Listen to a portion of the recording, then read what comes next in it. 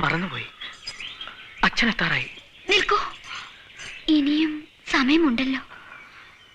അച്ഛൻ പുറത്ത് വേറെ ഒരു ലോകമുണ്ട്. അവിടെ മനുഷ്യരുണ്ട്. വല്ലപ്പോഴും അവരെ പറ്റി കുമാരൻ ആലോചിച്ചിട്ടുണ്ടോ?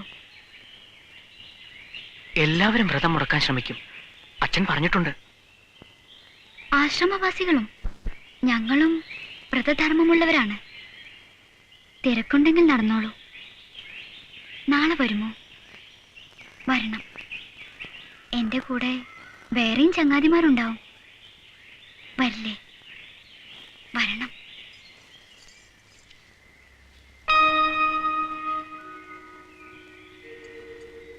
മറ്റൊരു ഉപചാരം. വീണ്ടും കണ്ടുമുട്ടേണ്ടവർ പിരിയുമ്പോൾ ഞങ്ങളുടെ യാത്രാമംഗളം ഇങ്ങനെയാണ്. എനിക്കും സമയമായി.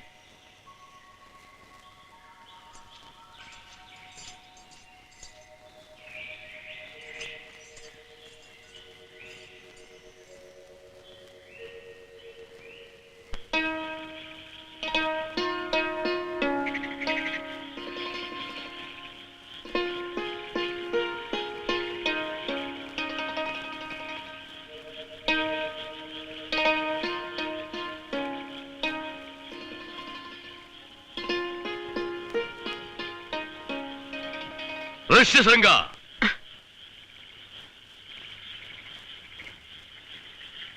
ചമത മുറിച്ചുവോ? അഗ്നിഹോത്രം കഴിഞ്ഞുവോ? ഇല്ല.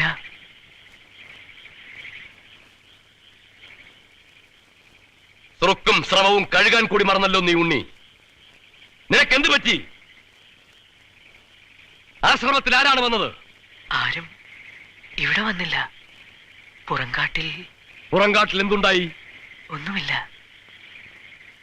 ഒരു മുനികുമാരനെ കണ്ടു. ഏതാശ്രമത്തിലെ കുമാരൻ?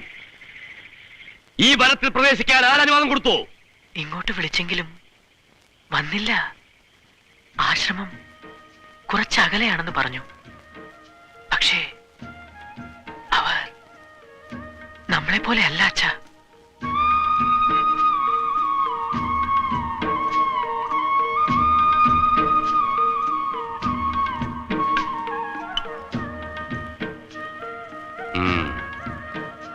പറയൂ, കേൾക്കട്ടെ.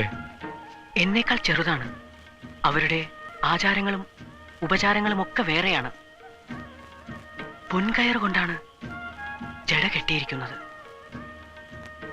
കയ്യിലും കാലിലുമൊക്കെ ജപമാലകൾ കിലുങ്ങും നടക്കുമ്പോൾ ശബ്ദം മധുരം. എന്നിട്ട് ഞാനിങ്ങോട്ട് ക്ഷണിച്ചു, വന്നില്ല.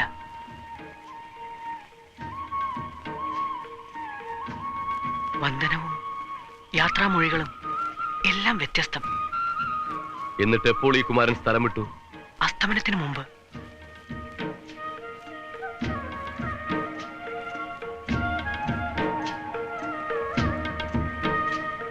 മായാവികളായ രാക്ഷസന്മാർ പല രൂപത്തിലും ആശ്രമപാഠങ്ങളിൽ വന്നേക്കും. സൂക്ഷിച്ചോളൂ. ഉത്തമരുടെ തപസ്സിന് വിഘ്നമുണ്ടാക്കലാണല്ലോ അവരുടെ ലക്ഷ്യം. കണ്ടാൽ അകന്നു മാറണം. അശുദ്ധ വസ്തുക്കൾ തന്ന് ബ്രഹ്മതേജസ് ഒടുക്കാനും മടിക്കാത്തവരാണവർ. അവരെപ്പറ്റി ചിന്തിക്കരുത്.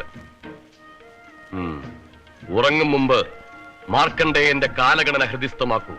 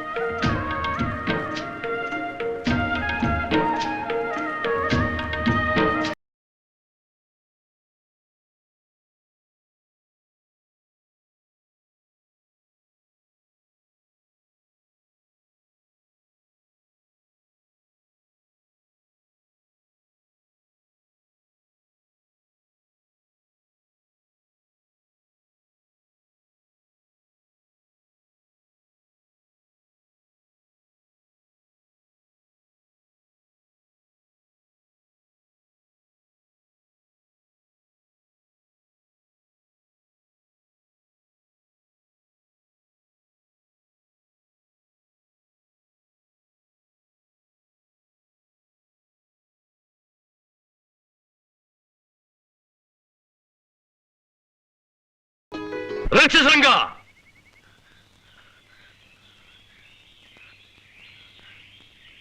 നീ എവിടെയായിരുന്നു?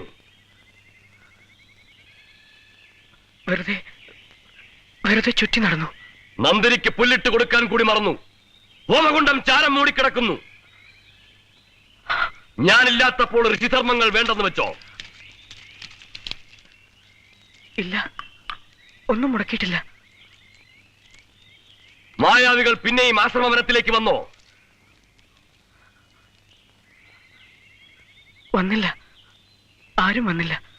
നിനക്ക് മന്ത്രസിദ്ധിയുണ്ട്, പക്ഷേ ഏകാഗ്രതയില്ല. ഏകാഗ്രത നഷ്ടപ്പെട്ട മനസ്സിൽ അവിദ്യ കടന്നുകൂടുന്നു. ഞാൻ പറയാറില്ലേ,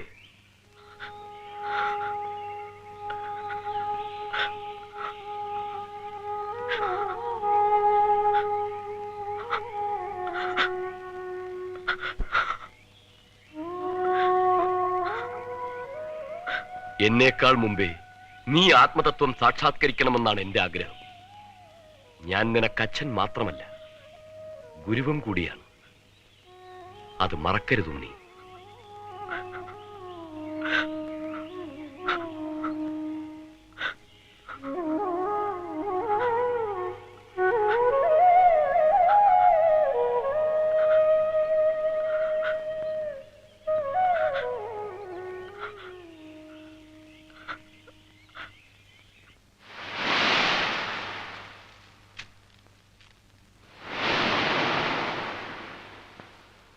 എന്റെ ആജ്ഞ ധിക്കരിച്ചാൽ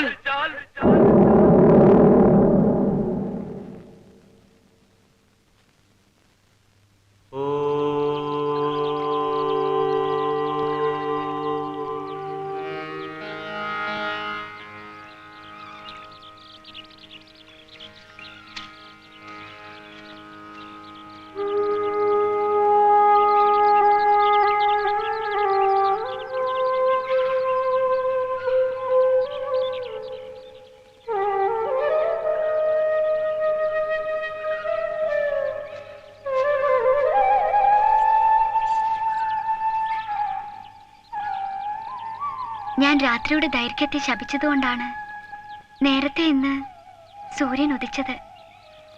പൊയ്ക്കൊള്ളൂ. ഉഷധ്യാനമൊന്നും നിങ്ങളുടെ ആചാരത്തിലില്ലേ? കളിച്ചു നടന്ന് ഞാൻ ധ്യാനം മറന്നു.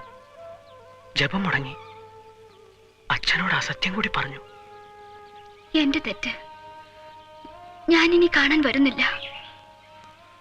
കുമാരൻ ആശ്വസിക്കാം.